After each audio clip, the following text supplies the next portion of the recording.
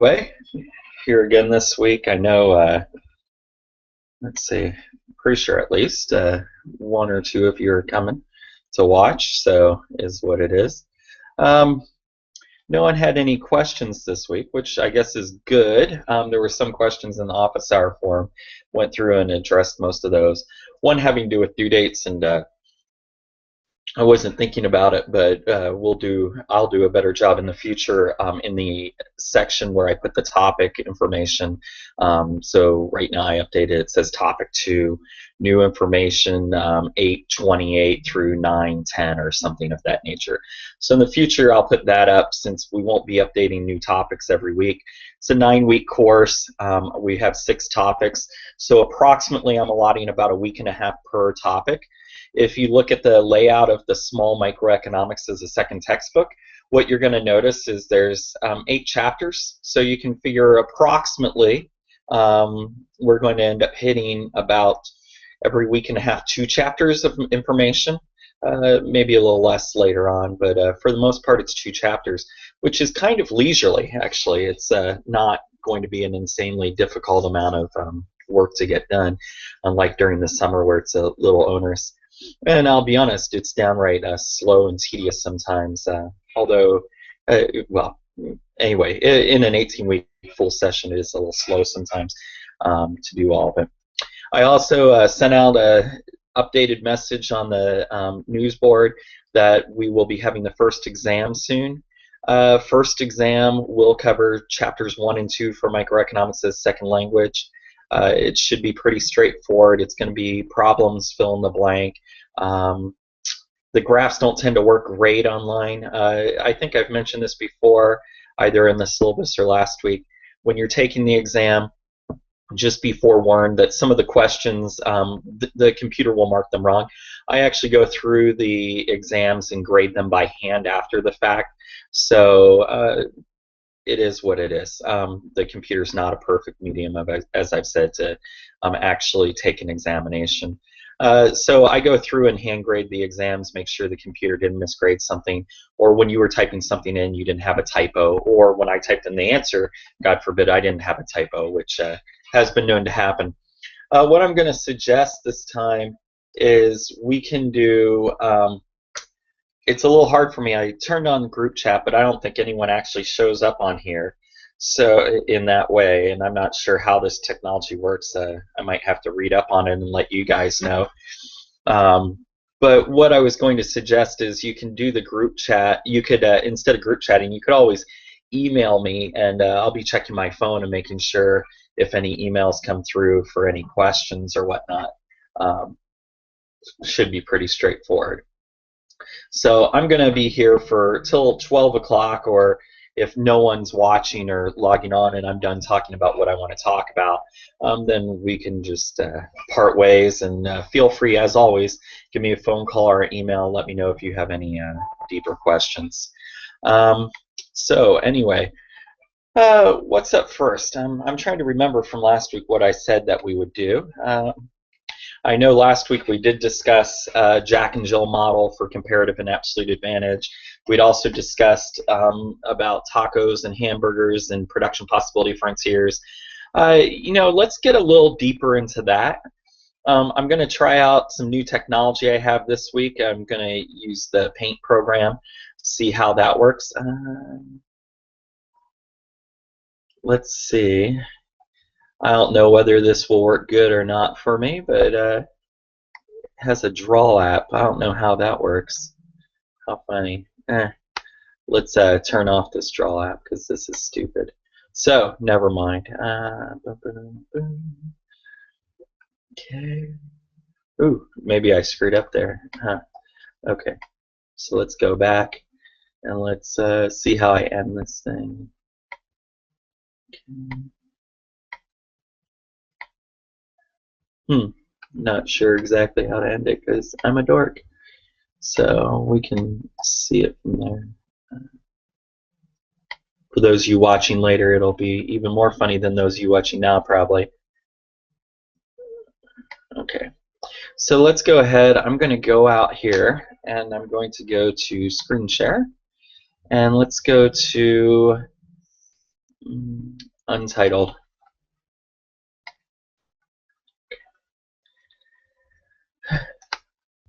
So let's see. I want to make sure that that's on the correct thing. It is. Okay, good.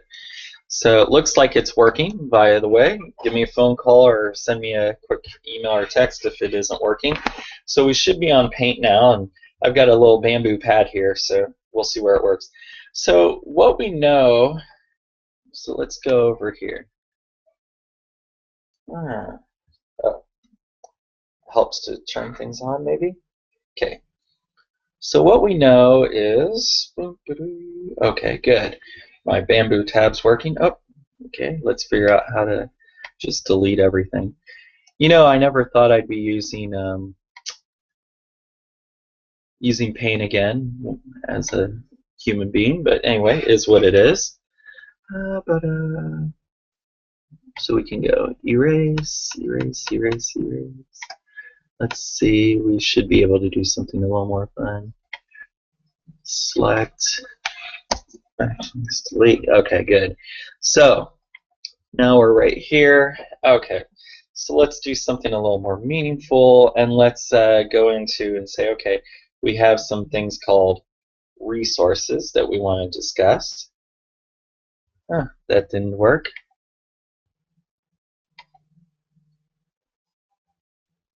That's funky, huh?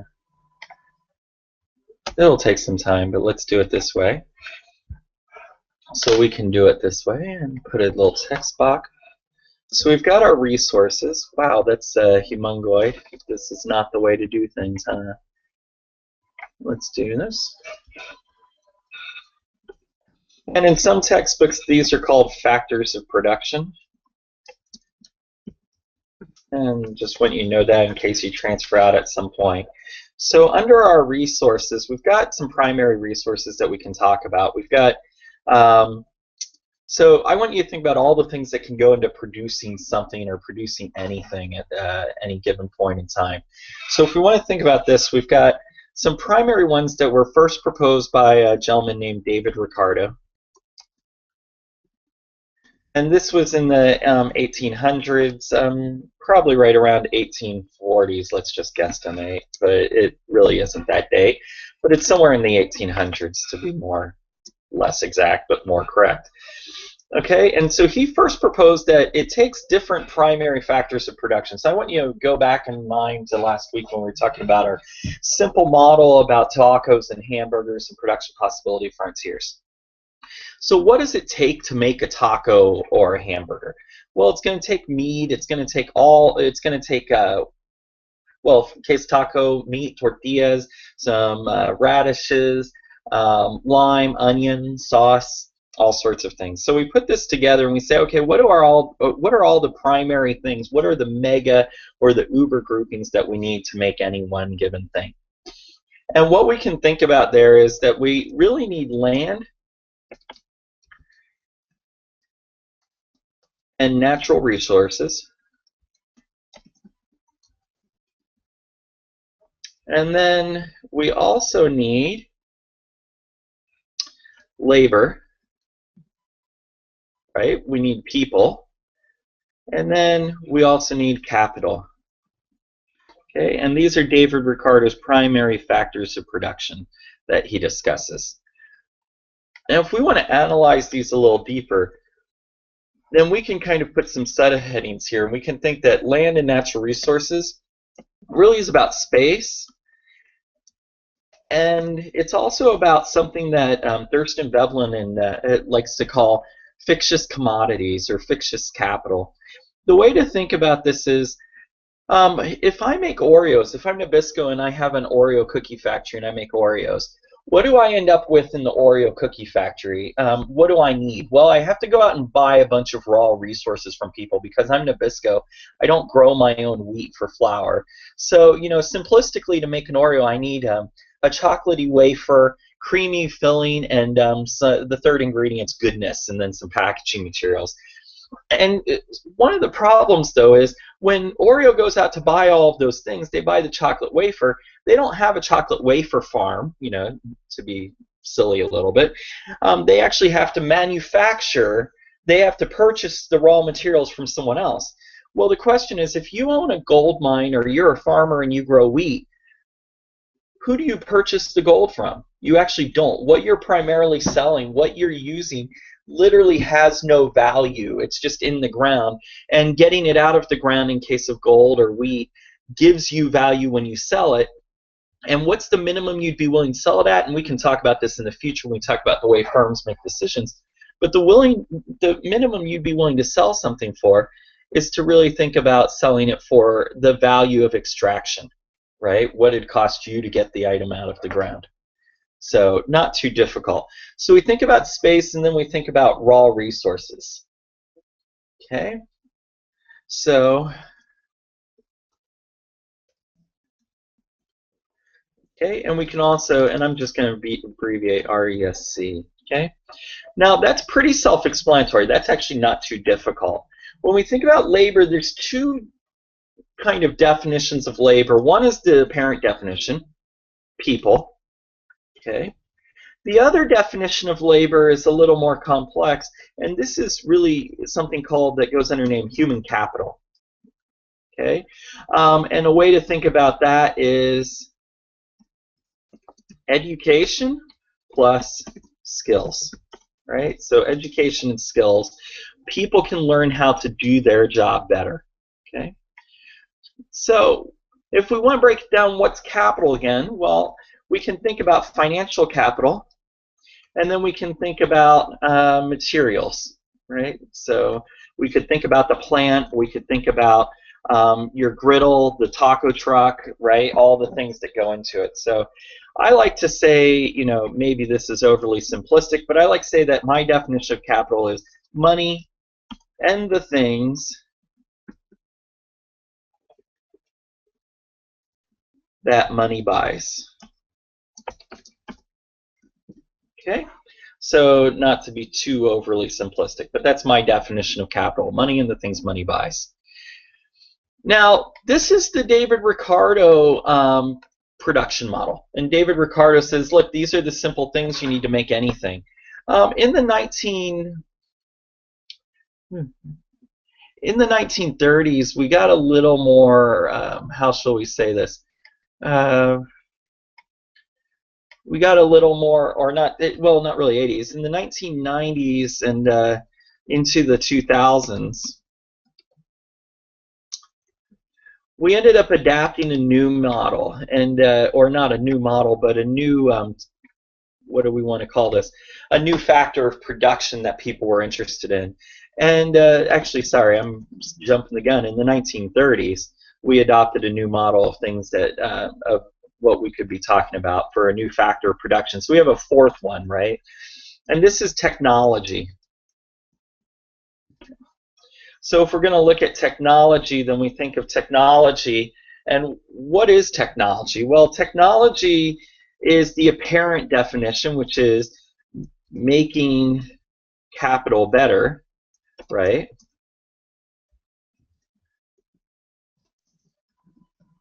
Okay. But technology can also be process innovation. And I probably misspelled that. Let's give it an extra N, just in case. I don't know whether that'll work. So what do I mean by that? So you guys are aware, when I take a phone and I make the phone smaller or bigger, or I add features to it, or I create a computer and I make a microchip that goes faster, then that's going to be innovation, right? That's making capital better. It makes my equipment better. Now, once I've made it better, it just becomes capital. In fact, old technologies become just good technologies that make money for businesses become embedded in what they are, right? They are just technology. Process innovation is a little more complex. Process innovation really is about making a better process to produce something. So the introduction of scientific management, which also goes by the name of Fordism or Taylorism, this is the division of labor that Adam Smith talked about in making a factory, right? The idea was that you could make this factory work more efficiently by dividing up the jobs appropriately so that they were small enough that anyone could learn how to build a car, not just a master craftsman or craftswoman. for example. Another way of thinking about process apart from the factory experience, though, is when we introduce a new technology like email and computers into workplaces, this changes the workflow in the operation, and it makes people arguably more productive. Now, this is the interesting thing about technology. For technology to be a factor of production, we have to remember that technology can go up or down. It can be good or bad. Well, not, I don't want to use good or bad, but it can be positive or negative for economic growth. Just the way if you decrease land or decrease natural resources, it could be negative for growth. If you increase or decrease population sizes, it's positive or negative for growth, or you change the amount of capital. Technology, we tend to think of it in only going one direction, unidimensionally up. But the reality is that technology can also go backwards. It can be regressive for us, right? It can cause the economy size to decrease. So it is what it is. An example of this would be we introduce computers and email into the workplace. What happens to secretarial pulse? What I mean by that is, you might or might not be aware of this, but if you go back to the 1970s and 80s, a lot of people were involved in the job title called secretary. I think most of us still know what a secretary is, but few of us see one anymore. And it used to be that a company like IBM or General Motors would have thousands of secretaries, people that could type. They were experts in typing, experts in taking notes, experts in framing a memo. When you go into a modern workforce now, do you see a lot of secretaries anymore? And the reality is no. And when we ask why, the answer is technology, right? And so we can say, look, obviously from the secretarial perspective, it sucked to have email and all those things come in because a lot of secretaries lost their job. But at the same time, it was good for business, and we can see that in the bottom line of businesses. Now, flash forward to today. Is technology still helping? Is email and computers, are they making companies more productive? And the answer there is a little more wiggly, right? It's a little more unclear. And the reality is no, a lot of companies have problems with their employees wasting time on the internet and abusing technologies that they have. So it is what it is. So we've got another one that we could talk about here, which, I guess this isn't straight on. Let's see. Okay, and let's go back black. And so this last one, so if this one was, I can't do that. So if this one was in the 1920s to 1930s, not sure where that went, but anyway, this next one would be this is the one that's in the 1990s and 2000s.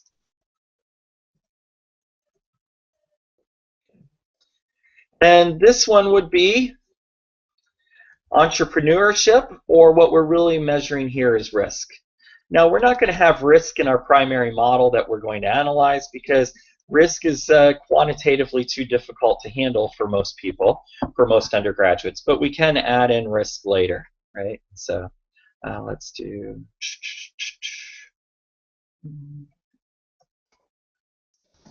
I need to change color again. Sorry about that.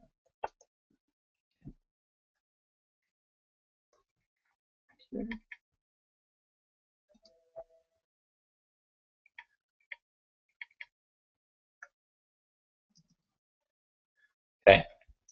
So, problem of using paint, can't really delete things or highlight them again very well, I guess. It is what it is. Not a big deal.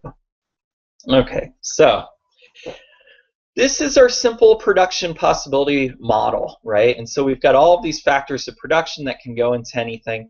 And the question is, how do we combine these factors to produce anything? So let's just select this out and delete everything. Ooh, I'm still left with some stuff, so delete that. Okay. So now we can go to our model, and let's see how my drawing pen works. It's, is what it is. Okay. So what we have now is we have a production function. This looks funky, doesn't it, guys? This is not ideal. I'm not good at this, huh? And I'm making this huge, but anyway, we call this production function. And the question is, what's the production function? The production function is y is equal. And so you might ask the question, what is y? And y is just output. Maybe I'll get better over time, right? And so if we say, look, our output of tacos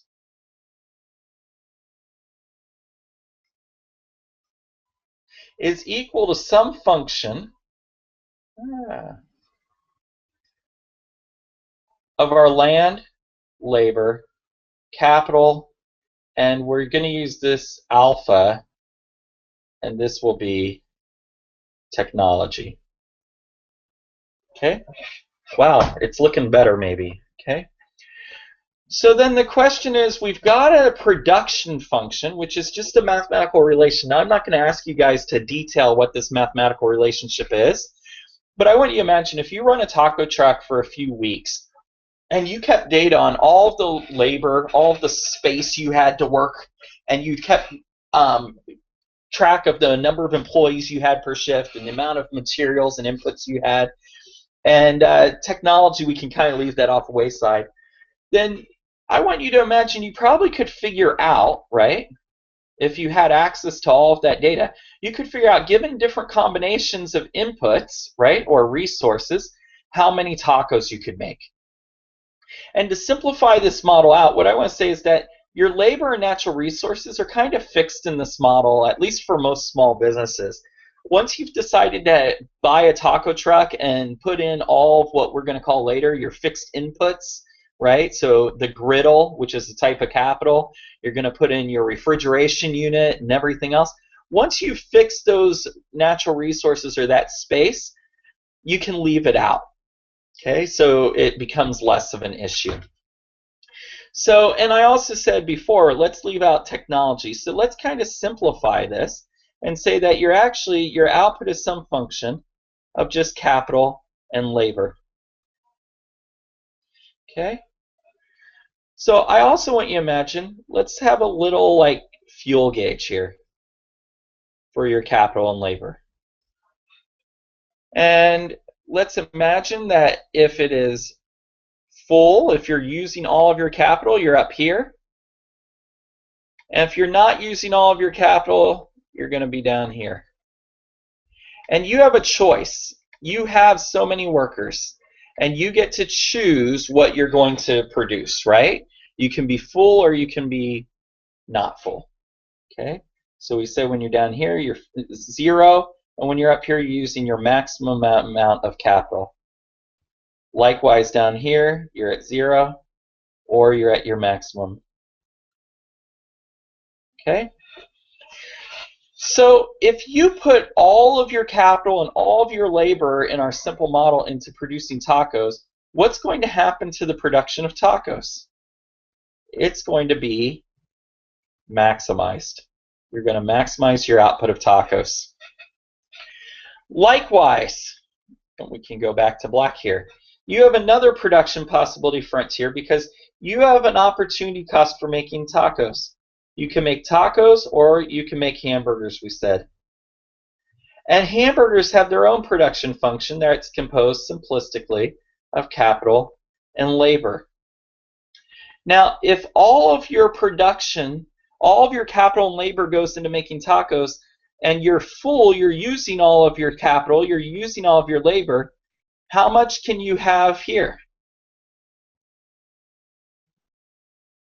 In this one. Well, of course, you're going to end up right here. You're going to be empty. You're not going to have enough capital and labor.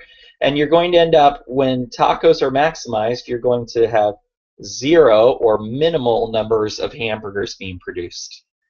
Now, if we put this into our production possibility frontier model that we looked at that last week, when that's your situation, then what we're really saying is you have a bunch of tacos and 0 hamburgers. Likewise, the converse is true. If we put all of our capital and labor into producing hamburgers and none of it into tacos, we end up with some maximum amount of hamburgers and some minimum amount of hot dogs. Or tacos, as our model is. Okay? So this isn't necessarily rocket science, not too difficult. So we're going to assume that the trade-offs between making tacos and hamburgers is a linear curve. It's a straight line. And the reason we can assume that is because the inputs used, the capital and labor, the resources for making tacos and hamburgers are fairly what we call homogeneous inputs.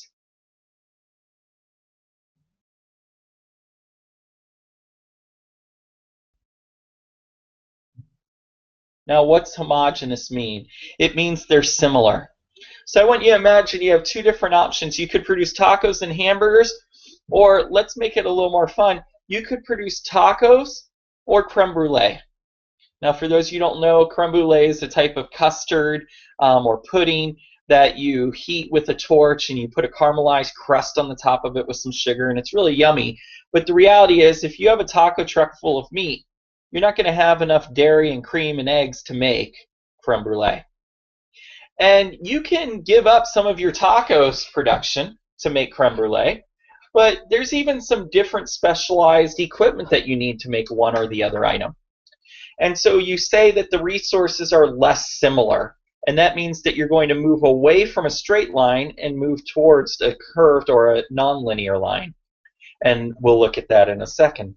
So in Dave Ricardo's model, when he first did this, he said, let's compare a country that makes guns with one that makes butter.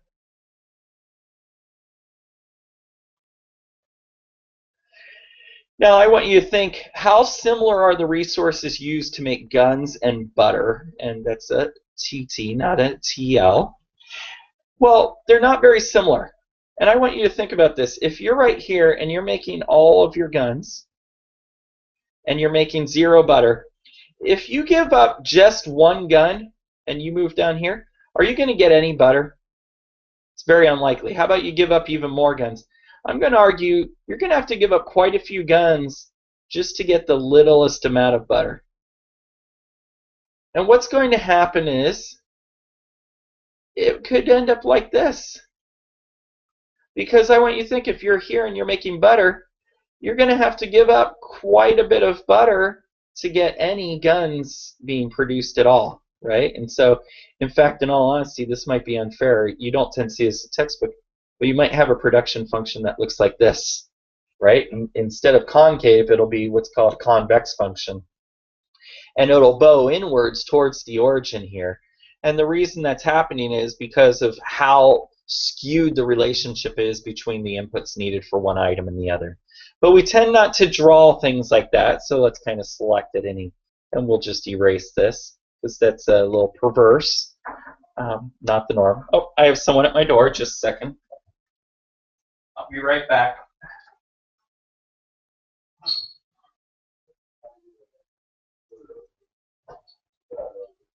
Okay, bye. Just a second, guys. Where am I going? Yeah.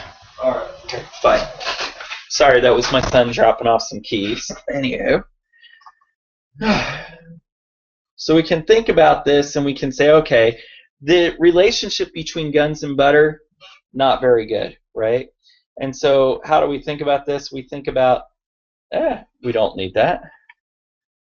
We need this one. So when we think about that relationship between guns and butter, we say, look, this is a very non-conventional relationship. If you want to give up a whole bunch, if you want to get any butter, you have to give up quite a few guns and vice versa. And this is what we call that when inputs are different, they are heterogeneous.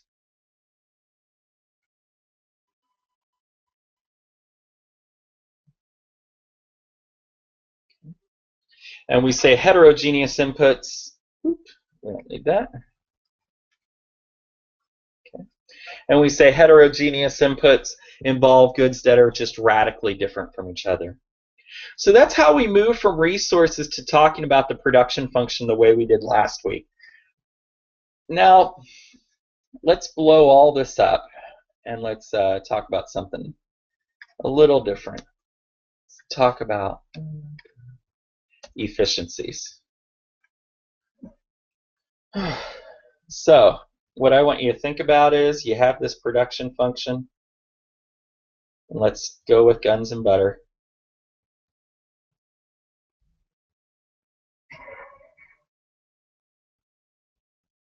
and it's like this.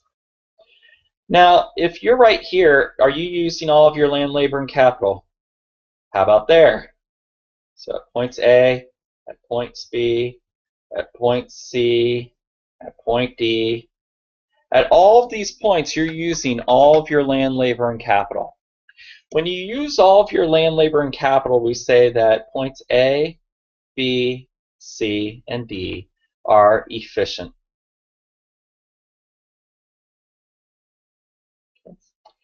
What about if we're here at point W? You guys know this part. At point W, we are, just review, wasteful or inefficient.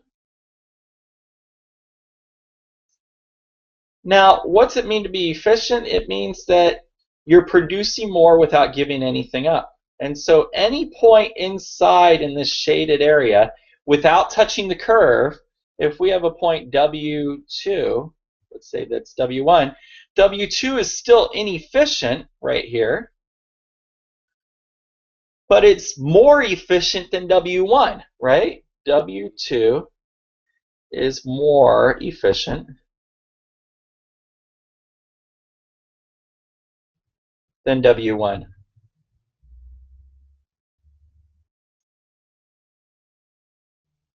Okay. So then let's do a little trick one. What about point C? Well, point C is efficient. How about point A and C? Is A more efficient than C? Not necessarily, because what we're talking about here is something called technical or productive efficiency.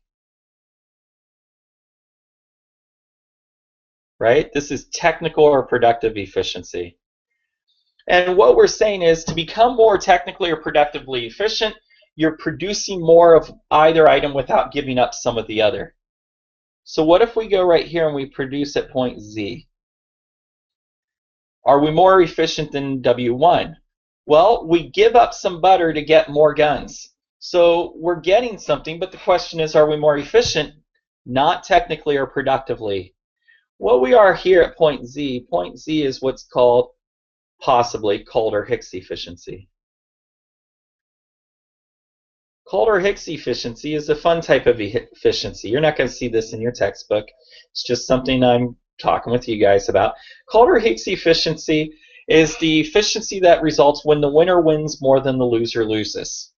Okay, so the winner is going to gain a lot more than losers. So let's think about this. When you go from W1 to Z, when you're at W1, let's say you are at 10 units of butter and 5 units of, and we can draw this out, but 10 and 5 units of guns. Now when you go to Z, you end up at 8 units of butter, and let's say you end up at, that looks double, 10 units of guns. So you gave up 20% to double, right? So you gave up 20 to go up 100%. So the winner won 100%, the winner doubled, and the loser lost a fifth of their value. Sounds like a pretty good trade-off to me. Now, Calder-Hicks efficiency is important to understand because it's how this production possibility model relates with the real world.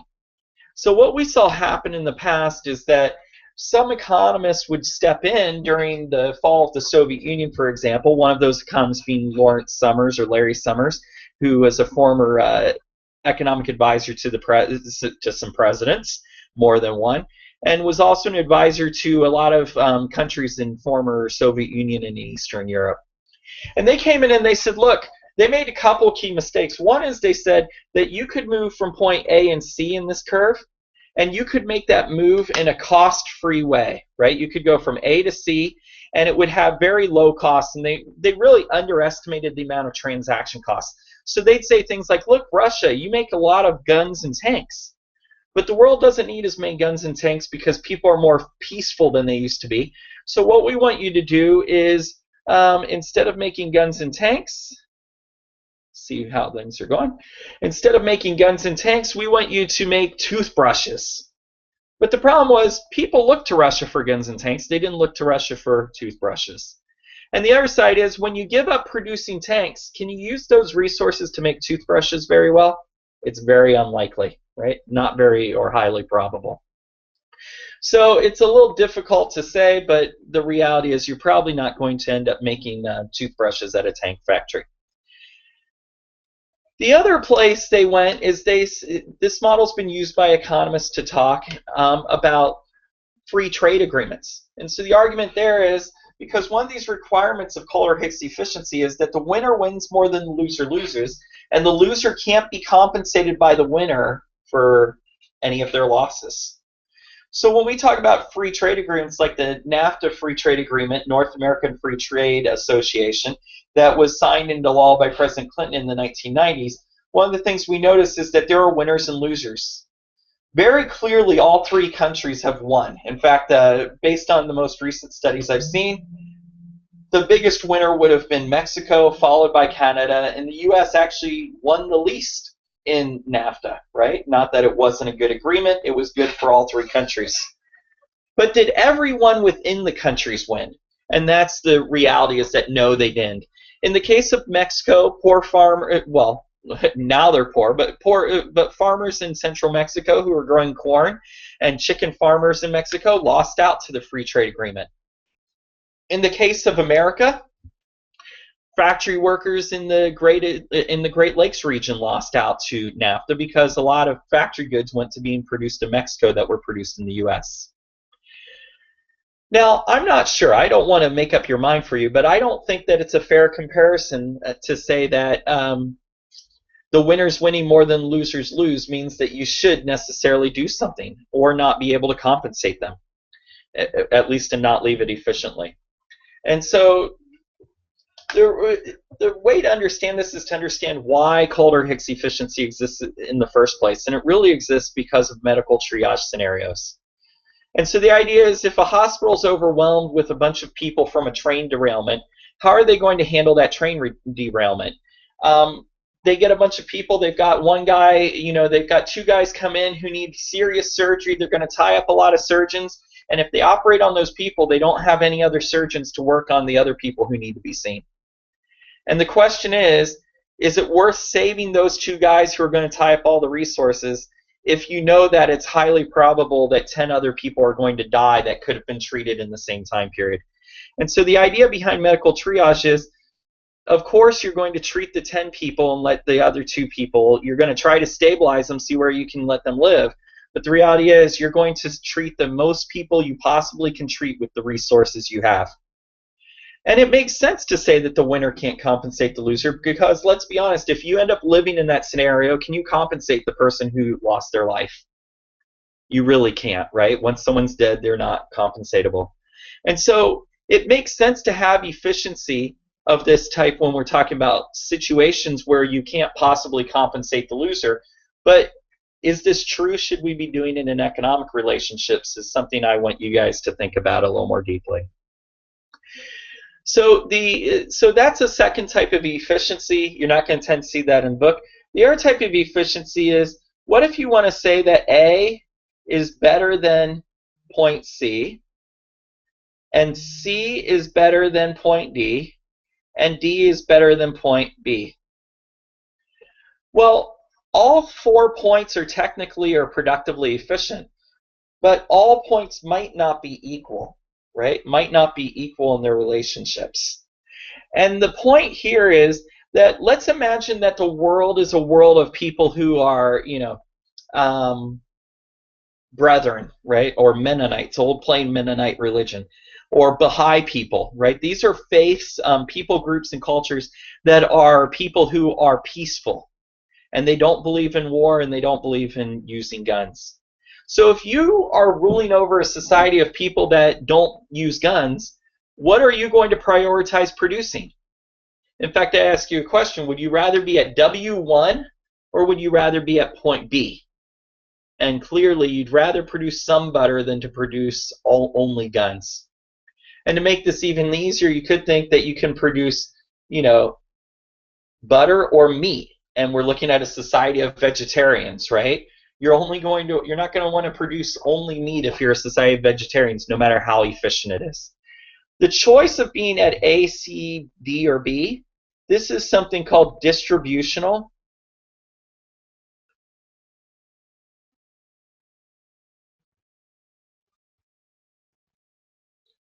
or allocative efficiency?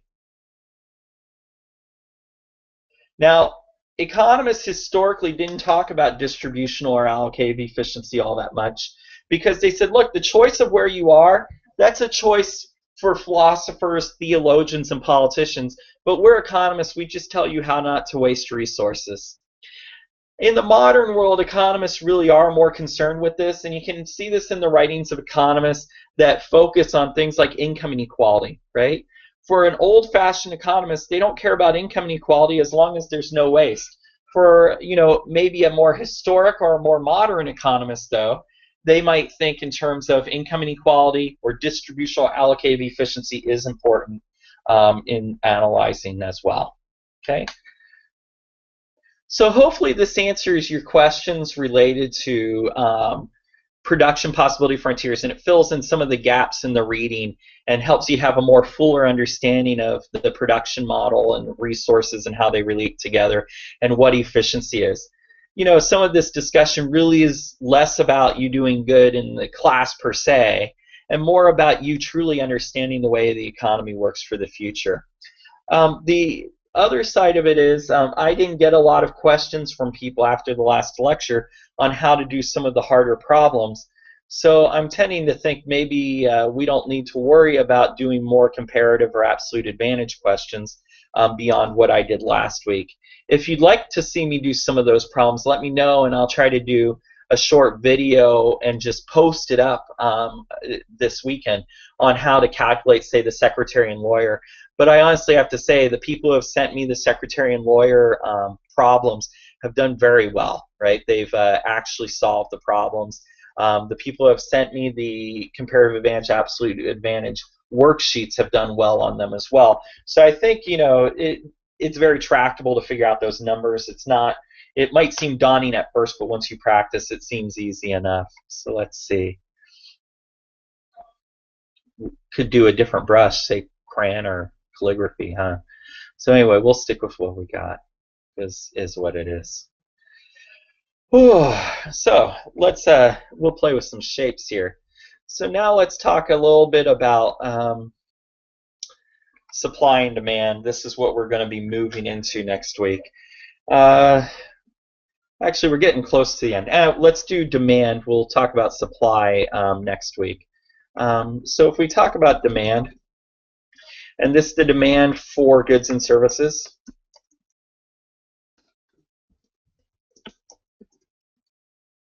Okay. So first off, we can talk about a couple key topics, such as the demand schedule. The demand schedule then relates to something called a demand curve. And let's use one topic, one thing we're going to analyze, and let's just stick with our tacos, right? So tacos is just what we're going to analyze today. So we're talking about the demand for tacos. And so a demand schedule very simply just relates prices and quantities demanded.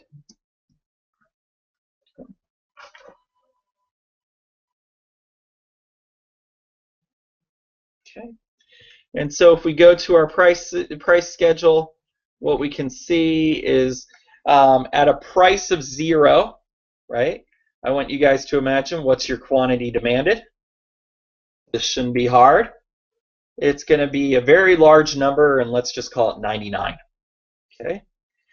How about at a price of 10 cents for a taco? How many tacos do you want? Well, I'm going to assume that you're going to now be limited by income, and we haven't really talked about that. We're not going to talk about income constraints right now. So I want you to imagine you have an unlimited amount of income, but you don't have an unlimited amount of refrigerator space or desire to reheat tacos. So you think in terms of how many you can eat, and since they're costing you some money, you're not going to give them away to all your friends. If they're free, you might give it 99 and give away a bunch of them. But if they cost 10 cents, you're going to get what you want to eat and what some of your best friends might want to eat along with you. So let's say that you're okay with getting 50 of them. Still seems like a lot. But 50 times 10, we're really looking at $5 in tacos. Now, if tacos become a quarter and you're going to be consistent, then you're still going to spend $5. So we say, okay, you're going to want 4 times 5, which is 20 tacos. Okay. Now, if tacos are 50 cents,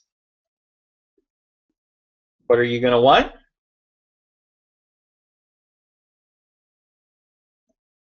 10 of them. If tacos are $1, you might want 5. If tacos are $1.50, you might want 3. We're going to round that there, so $4.5 spent. And if tacos are $2, you'd want 2 of them. If tacos are $5, you'd want 1. And if you're consistent, you might want 0 at $5 in all honesty. And if tacos are $10, at some point you're going to say, screw that, I'm not buying a taco.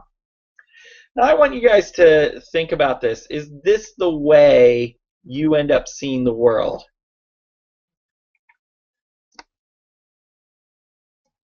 Right? Do you end up having a world where as you go grocery shopping, as the price of the items go up, your quantity demanded for items goes down? And I think realistically, this is probably true for most of you. So if you go store and you normally buy, 1 gallon of milk for $4 and the price that's on sale for $2, you might say, hey, I can drink it. Let's do, we'll end up using it. Let's do 2 gallons today, right? Instead of 1 gallon at half the price. Now, I want you to realize in the real world, there are limitations. People are sated. This is a discussion I don't think we necessarily had last week, but the best way to understand economics is to imagine the world the economy was created in. Imagine what things looked like before. And when I do that, right, when I think about that, I say, okay, the world was subsistence farmers who never had enough money and always wanted something. So if we think about a world like that, then you can think, okay, people are always starving to death. If prices go cheap enough, they'll buy more food, right? They'll buy more things. Now, when we look at the demand curve is literally just this.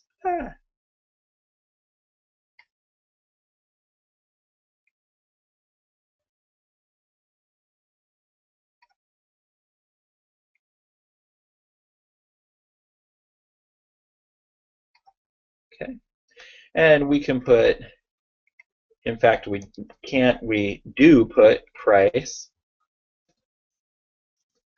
on that axis. Jeez.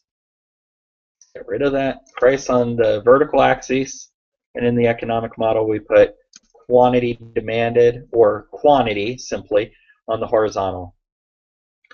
And we can think about what this would look like. Well, I'm not going to graph out each point. You guys could do that on your own. But what way we can think about it is when the price is low, quantity demanded is high. And when the price is high, as the price goes up, quantity demanded gets lower and lower and lower. And we end up calling this, very simply, what do you guys think? A demand curve, and we label it D to keep things simple. So I have a question. This is the price of tacos, and this demand curve shows us the relationship between prices and quantities. So one of the things to keep in mind is that the demand curve and the demand schedule tell you the same information, and they tell you what happens when prices change. So if I give you a story and I say, look, you go to a taco truck and you're used to paying 50 cents a piece. How many tacos do you buy? And you look here and you say 50 cents, 10. And you go here and you say 50 cents, 10, right? Or 50 cents, 10. Good. If you show up at the taco truck and the price is 25 cents because they're on sale, you just go to your demand curve. You say, oh, crap, 25 cents, 20, right? So 25 cents, and I want 20 of these suckers. But what happens if you show up, and we're going to call this quantity demanded, and we'll call this 2, right? So what happens if you show up and what you end up seeing is that there was a shock or a change in the system. Now it's that you end up watching a newspaper report last night, and the newspaper report says that the quantity that tacos cure cancer and prevent you from getting cancer in the future. Now this is ridiculous, right? Tacos don't cure cancer. They don't prevent you from getting cancer in the future. But the question is, how would you react if that was the case? And we can clearly say, If tacos cure cancer and the price is free, you're going to take a lot more. Let's say 200. Likewise, if tacos go to 10 cents but they cure cancer, do you want more or less than you did before? Let's say you double up. You want 100. Let's go all the way down the line and say that you end up, because of this change, you want more than you did before. And let's be honest, probably even want one here now. So the question is, how are you going to react to this change? Well, at every possible price, at our low prices, we now want more. And at our high prices, we now want to buy more. And that's probably not a doubling of the curve, but it's fairly significant. And we call this a demand shift, right? The price didn't change. The story is that the demand changed. And we say that now you want to buy more.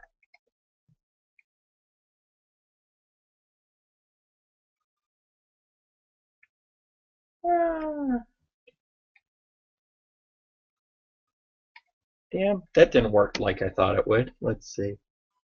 Oh,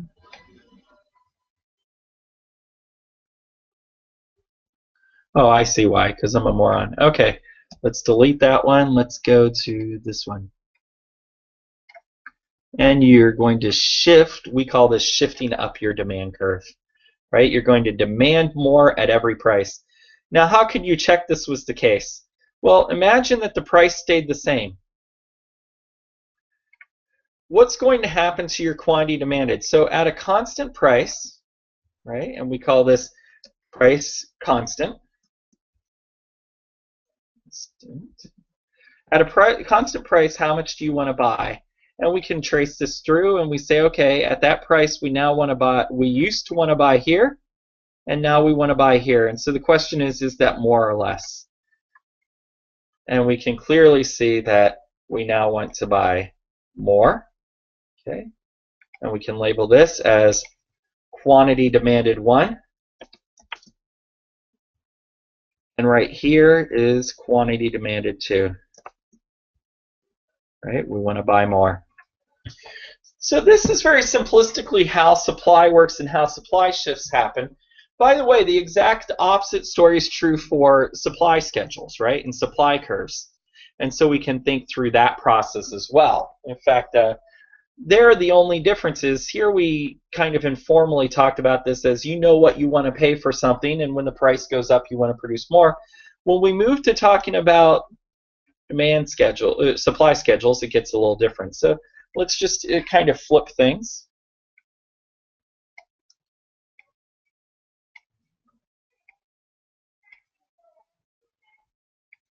In fact,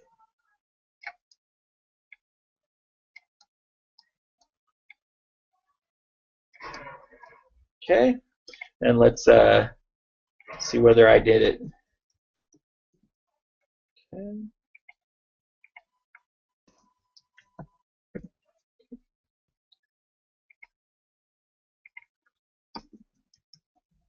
Now to do this,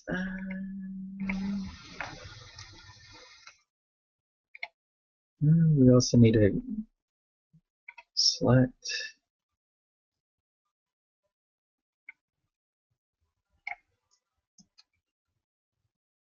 And we can keep the prices the same. So let's go ahead in here and we say this is our quantity supplied. And we can go forward. Say quantity supplied after some shock, since you guys know that's coming. Okay, and go down. Okay, so now what we need to know the price, how we're going to price tacos. So I don't think I'm going to be bursting any or hurting you guys too much by letting you in on a little secret that the supply of things is related to the cost of production. Well, you have to cover your costs of making the taco. Let's say that it costs you 20 cents to make a taco. I'm just making up a number, but let's say it's 20 cents to make a taco. It's probably a crappy taco then. So if the price is 0 and you're not going to cover 20 cents, do you want to make tacos? Probably aren't going to sell any then, right? Now, what ends up happening here is, why? No underlining. Okay, 0. Okay. Now, if the price is 10 cents, do you want to make tacos? Now, here it's a little trickier. We don't know enough information about the business to determine if they really want to make tacos, but I'm going to guess that they might want to make some tacos, right? This business might want to figure out whether they want tacos or not, and the reason being is they still have to cover costs. Sometimes it's better to have production and lose money on the individual item to cover some of your costs, right? And we'll get into this more detail in the future, but it's very clear if you think about it. You might want to produce something, but you don't want to produce much. Let's say you only want to make 10 tacos at that price. How about a price of 25 cents? You want to produce tacos? Maybe. Do you want to produce a lot? Well, you're covering more of your costs. You're making a little profit on each one. It's helping you out. You probably do want to make more. How about a price of 50 cents? This is getting to better profit margins. You're starting to cover more. Now you're not just covering the cost taco, you're starting to cover your truck that you bought and your income payments and all sorts of other things. So you might want to make 100. Okay, at a price of $1, let's say you want to make 150. I don't know. Once again, we're kind of loosely making up these numbers as we go. At a price of $1.50, you might want to make 200. Price of $2, might want to make 500.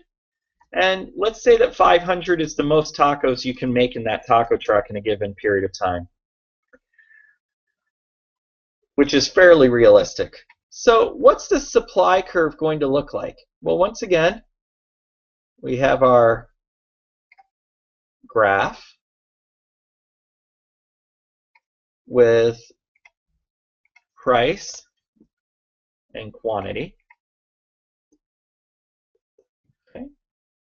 And we've got a supply curve that when prices are low, quantities are low, and as prices go up, quantities go up.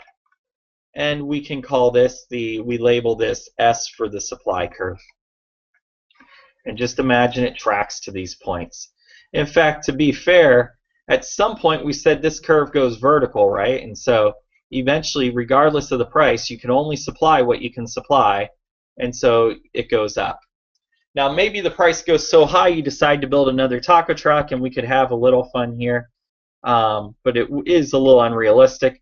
Maybe two involved say, oh, the price goes up, now you can make more, but eventually even there you hit the inability to do that and you end up with a vertical supply curve again.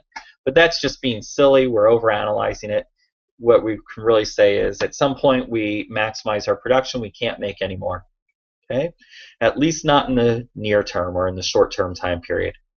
So question is, what happens now if you end up finding out that well, what could change your costs?